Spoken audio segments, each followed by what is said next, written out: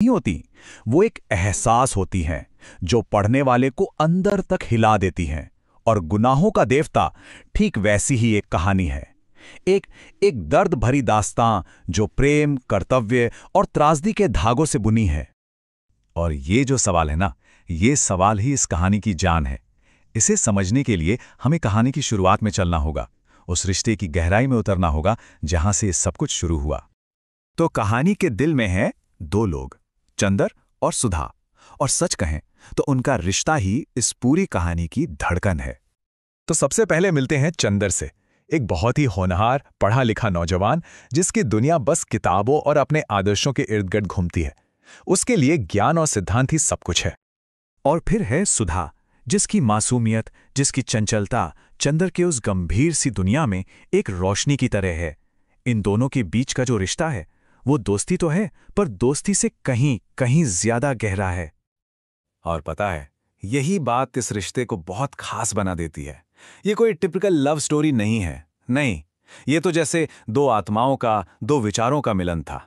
एक ऐसा संगम जिसे किसी नाम या परिभाषा में बांधा ही नहीं जा सकता।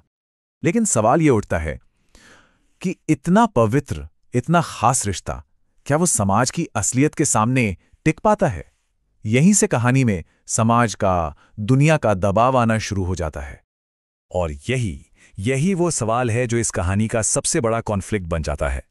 क्या समाज के बनाए नियम इतने ताकतवर हैं कि ऐसे रिश्ते को भी उनके आगे झुकना पड़ता है? देखिए, उस जमाने की बात है और उस दौर में एक लड़की के लिए शादी ही समाज की सबसे बड़ी, सबसे अटल सच्चाई मानी जाती थी। और यही सच्चाई अब सुधा के सपनों पर, उसके इस अनकहे रिश्ते पर बहुत भारी पड़ने वाली थी। सुधा के इन शब्दों में उसकी बेबसी देखिए, उसका गुस्सा देखिए।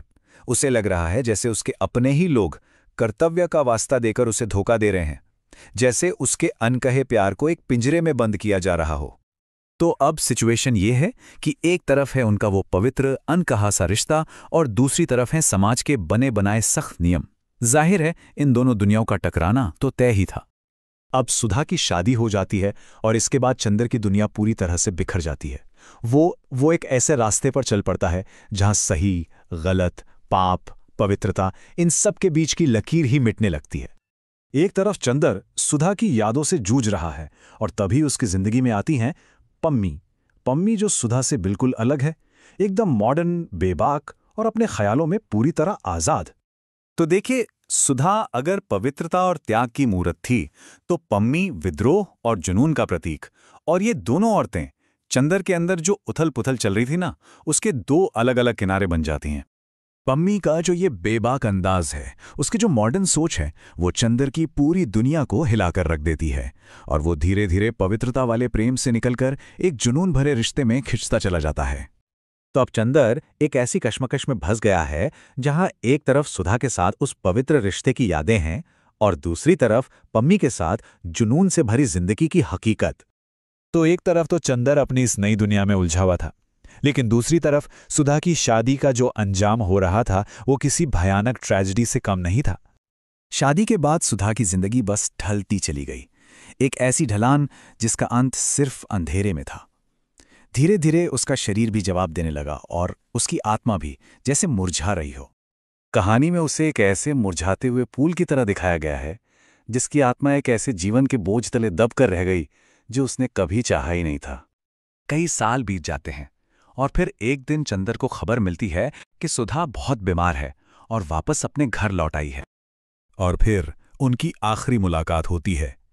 पर वो सिर्फ एक मुलाकात नहीं थी, वो तो दो टूटी हुई आत्माओं का आमना सामना था, जहां जिंदगी भर की अनकही बातें, सारे शिकवे, सारे पछतावे बस आंसुओं में बह रहे थे। और बस यहीं से ये कहानी अपने सबसे दर्दनाक, सबसे तकलीफदेह मोड़ पर आ पहुंचती है। सोचिए, अपने आखिरी पलों में भी सुधा सिर्फ और सिर्फ चंदर के भविष्य के बारे में सोच रही थी। ये दिखाता है कि उसका प्यार कितना गहरा, कितना निस्वार्थ था। और सुधा की मौत के साथ कहानी खत्म नहीं होती, नहीं, बल्कि चंदर के लिए तो एक कभी ना खत्म होने वाली सजा की शुरुआत होती है। एक ऐसी जिंदगी जहां उसे हमेशा काश और अगर के सवालों के साथ ही जीना था। और आखिर में ये नॉवेल हमें एक बहुत बड़े सवाल के साथ छोड़ जाता है कि आखिर उनका जो प्यार था वो क्या था, एक गुनाह या फिर कुछ इतना दिव्य, इतना पवित्र जो शायद इस दुनिया के लिए बना ही नहीं था।